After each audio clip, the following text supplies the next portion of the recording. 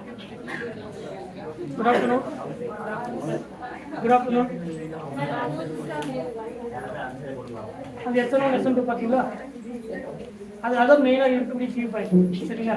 அதுக்கப்புறம் இன்னும் நிறைய எக்ஸாம்பிள்ஸ் இருக்குது. எஸ்என்1 எஸ்என்2ல நிறைய எக்ஸாம்பிள்ஸ் இருக்குது. அதுக்கப்புறம் பார்த்தீங்கன்னா இந்த எஸ்என்2க்கும் E2க்கும் ஆல்ரெடி ஒரு கம்பேரிசன் சொன்னோம். E2 நடத்தும்போது அந்த ஹீட் சிம்பிள் கம்பல்சரியாக இருக்கணும் அப்படிங்கிற மாதிரி ஒரு கண்டிஷன் போகும். கரெக்டாக? இப்போ ஃபார் எக்ஸாம்பிளுக்கு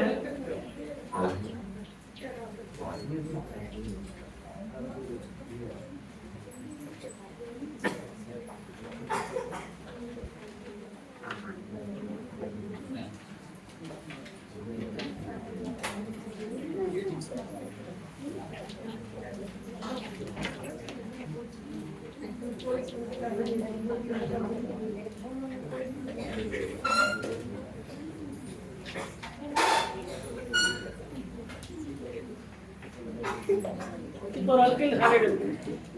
இந்த அல்கைல் ஹாலைடுல நெகட்டிவ் சார்ஜ் இருக்கக்கூடிய நியூக்ளியோஃபைல் பிளஸ் டைமெத்தில் சல்ஃபாக்சைடு, இது போலார் ஏப்ரோட்டிக் சல்ஃபைடு. அப்ப ஜெனரல் என்ன நடக்கும்? SN2 பேக் சைடு இதோட சிக்மா ஸ்டார் CX அட்டாக் பண்ணோம். நமக்கு ஒரு இப்படி ஒரு கேட்டகரி கிடைக்கும். பட் யூனிவர்சல் அதை நம்ம பிளேனர் பார்ட்ல மென்ஷன் பண்ண வேண்டியது இல்லை. கரெக்டா?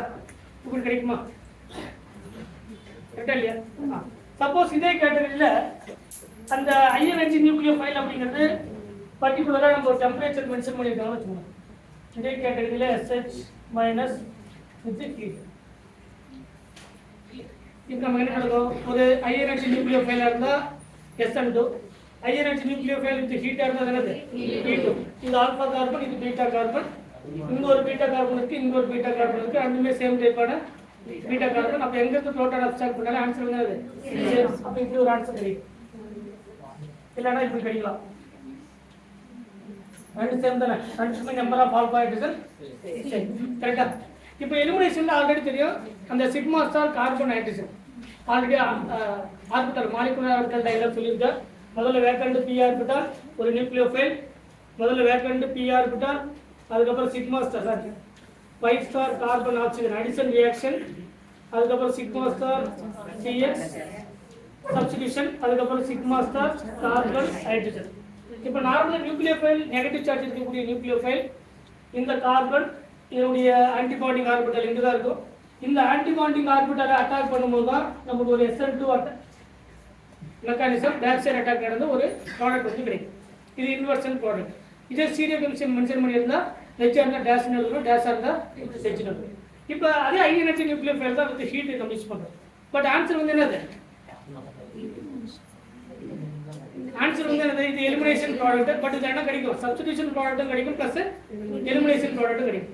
சப்போஸ் வந்து நமக்கு கேட்டகரியில நம்ம கொடுத்துக்கூடிய கேட்டகரியில இது வந்து எலிமினேஷன் ப்ராடக்டா இது சப்ஸ்டிடியூஷன் ப்ராடக்டா எப்படி கண்டுபிடிக்கிறது? சப்போஸ் இந்த எனர்ஜி வந்து கொடுக்கல,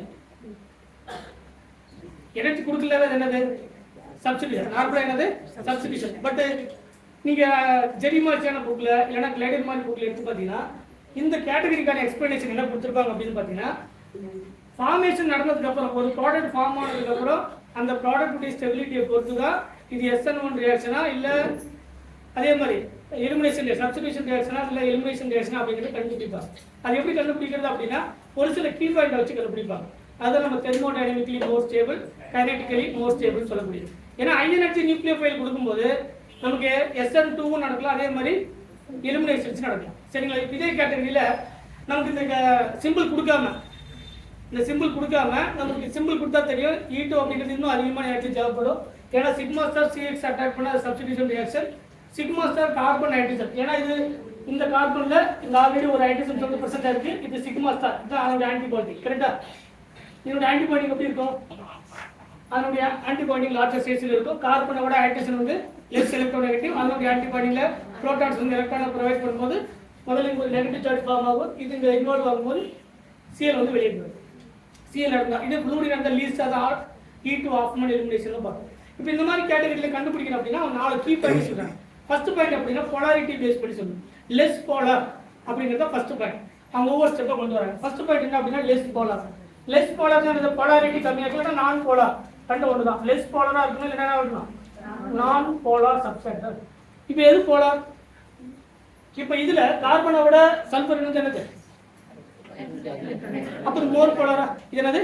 மோர் போலார். அப்போ இந்த கேட்டகரி கொடுக்கும்போது சப்போஸ் இந்த சிம்பிள் கொடுத்தாங்கன்னா நம்ம SN2 எழுதணுமா இல்லை E2 மேஜர் ப்ராடக்ட் எழுதணுமா அப்படிங்கிறது இந்த கீ பாயிண்ட் வச்சு தான் சொல்லணும். நான் சொல்றது இருக்கு சரிங்களா. இதில் 2 கேட்டகரியுமே கிடைக்கும். இதே ஆன்சர்ல இந்த ப்ராடக்ட்டும் கிடைக்கலாம் ப்ளஸ் இந்த ப்ராடக்ட்டும் கிடைக்கலாம்.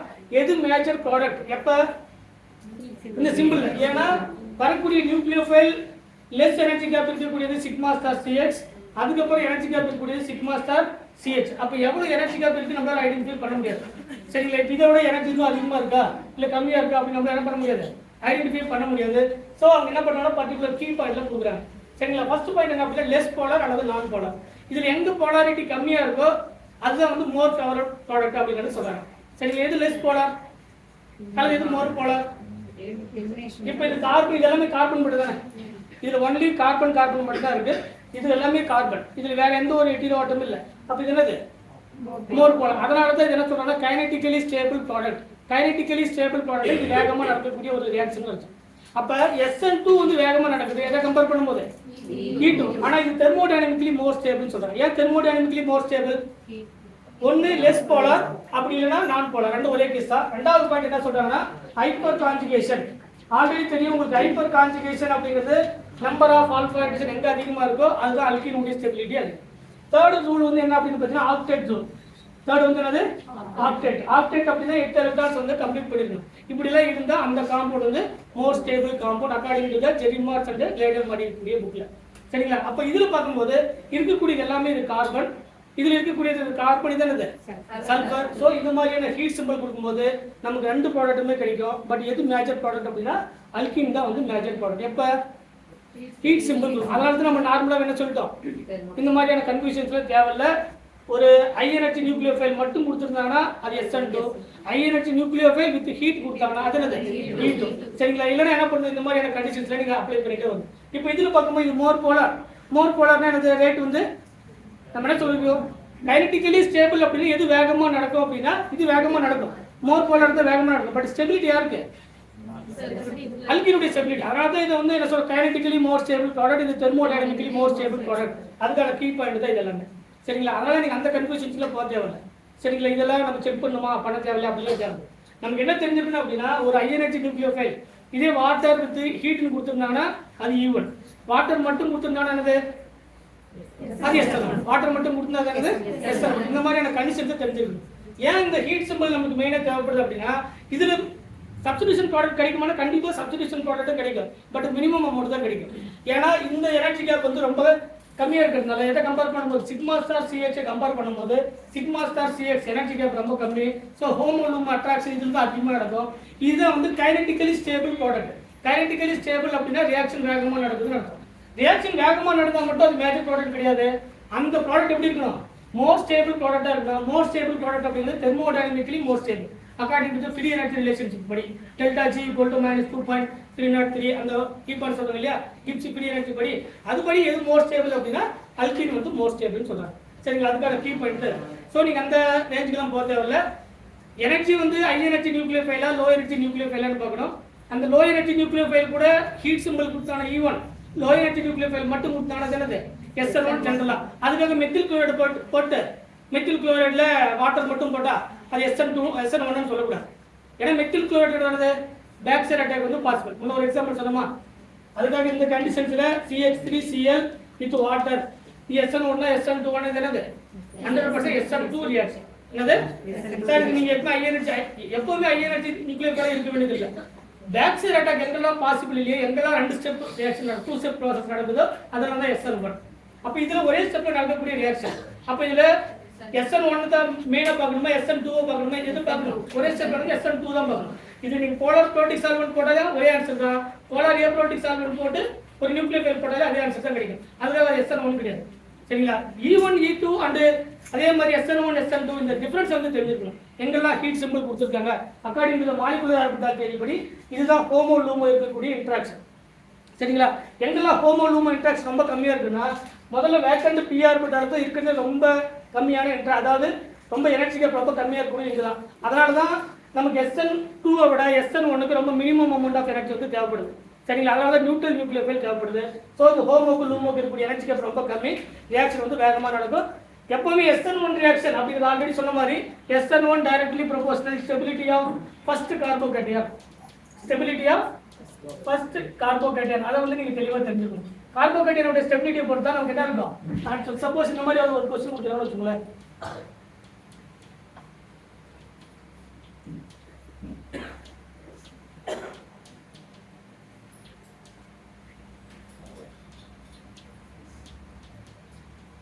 rate of SN1 இதுக்கு ரேட் கேக்குறாங்க. ஃபர்ஸ்ட் என்ன பண்ணனும், அந்த ஹாலஜன் ரிமூவ் பண்ணிட்டு ஒரு கார்போகேட்டையன் ஃபர்ஸ்ட் ஃபார்ம் பண்ணனும். இங்க ஒரு கார்போகேட்டையன் ஃபார்ம் ஆகுமா, அதே மாதிரி இங்க ஒரு கார்போகேட்டையன் ஃபார்ம் ஆகும், இங்க ஒரு கார்போகேட்டையன் ஃபார்ம் ஆகும். அதான் SN1. இந்த கார்போகேட்டையன் ஃபார்ம் பண்ணா என்னது ஃபர்ஸ்ட் ஒண்ணா, இது ஆன்டி அரோமேட்டிக் சிஸ்டம். அதானே 4 எலக்ட்ரான் எடுத்தானது ஆன்டி அரோமேட்டிக் தான் மோர் ஸ்டேபிளா இல்ல, ஆன்டி அரோமேட்டிக்கோட நான் அரோமேட்டிக் இருந்தா அது மோர் ஸ்டேபிள். இதுவும் நான் அரோமேட்டிக், இதுவும் என்னது நான் அரோமேட்டிக், ரெண்டு நான் அரோமேட்டிக் தானே. இப்போ இதுல ஒரு ரெஃபரன்ஸ் இருக்கு, நீங்க முதல்ல தனித்தனி எழுதுங்க. முதல்ல இப்படி ஒரு காம்பவுண்ட் கிடைக்கும், ஃபர்ஸ்ட் காம்பவுண்ட். இது ஆன்டி அரோமேட்டிக் சிஸ்டம், கரெக்ட்டா? இது என்னது ஏ ஃபர்ஸ்ட் ஒன். செகண்ட் ஒன் வந்து என்னது கார்போகேட்டையன் ஃபார்ம் ஆகும்போது இங்க கார்போகேட்டையன் ஃபார்ம் ஆகும், இங்க டபுள் பாண்ட். இது sp3 கார்பனா இருந்து sp2 ஆ மாறி இருக்கு. இதுவும் என்னது நான் அரோமேட்டிக் சிஸ்டம். இது என்னது, இது மட்டும் என்னது sp3 கார்பன் இருக்கு, அரோமேட்டிக்னு சொல்லக்கூடாது சார். இந்த 2 எலக்ட்ரான் அரோமேட்டிக்னு சொல்லக்கூடாது. அட்லீஸ்ட் ஒரு sp3 இருந்தா என்னது அது நான் அரோமேட்டிக். அப்ப இதுவும் என்னது நான் இப்ப ரெண்டுமே நான் அரோமேட்டிக். இதுவும் நான் அரோமேட்டிக், இதுவும் என்னது நான் அரோமேட்டிக். ஆனா இது என்னது இருக்குது லீஸ்ட் யாரு ஆன்டி அரோமேட்டிக் லீஸ்ட். அப்ப ஃபர்ஸ்ட் தான் லீஸ்ட். இப்போ இதுவும் நான் அரோமேட்டிக் சிஸ்டம், இதுவும் நான் அரோமேட்டிக் சிஸ்டம் பிளஸ் இதுல ரெஃபரன்ஸ் ஸ்டெபிலைசேஷன் இருக்கு. அப்ப ஃபர்ஸ்ட் படி யார் கொடுக்கணும், அப்ப செகண்ட் ஒன், அதுக்கப்புறம் தேர்ட் ஒன், அதுக்கப்புறம் என்னது ஃபர்ஸ்ட் ஒன். இதான் வந்து என்னது SN1க்கான ரேட். அப்ப லீஸ்ட் ஸ்டேபிள் சொல்லக்கூடியது ஆன்டி அரோமேட்டிக் தான் லீஸ்ட் ஸ்டேபிள். இது ரெண்டுமே நான் அரோமேட்டிக். இந்த நான் அரோமேட்டிக்ல ரெஃபரன்ஸ் ஸ்டெபிலைசேஷன் இருக்கு. சோ இந்த நான் அரோமேட்டிக்கோட இந்த நான் அரோமேட்டிக் என்னது மோர் ஸ்டேபிள். அப்ப இதுல வேகமா நடக்கும். அதுக்கப்புறம் இதுல ஏன்னா ஆன்டி அரோமேட்டிக்கோட நான் அரோமேட்டிக் என்னது மோர் ஸ்டேபிள். சரிங்களா? இந்த மாதிரியான கேட்டகரியில நீங்க பார்க்கணும். அப்ப ரேட் ஆஃப் SN1 அப்படிங்கிறது completely depends upon the stability of first carbocation. Stability of first carbocation. ஏன் செகண்ட் கார்போகேட்டையன் இத முடிச்சிருங்க அடுத்து. சரிங்களா?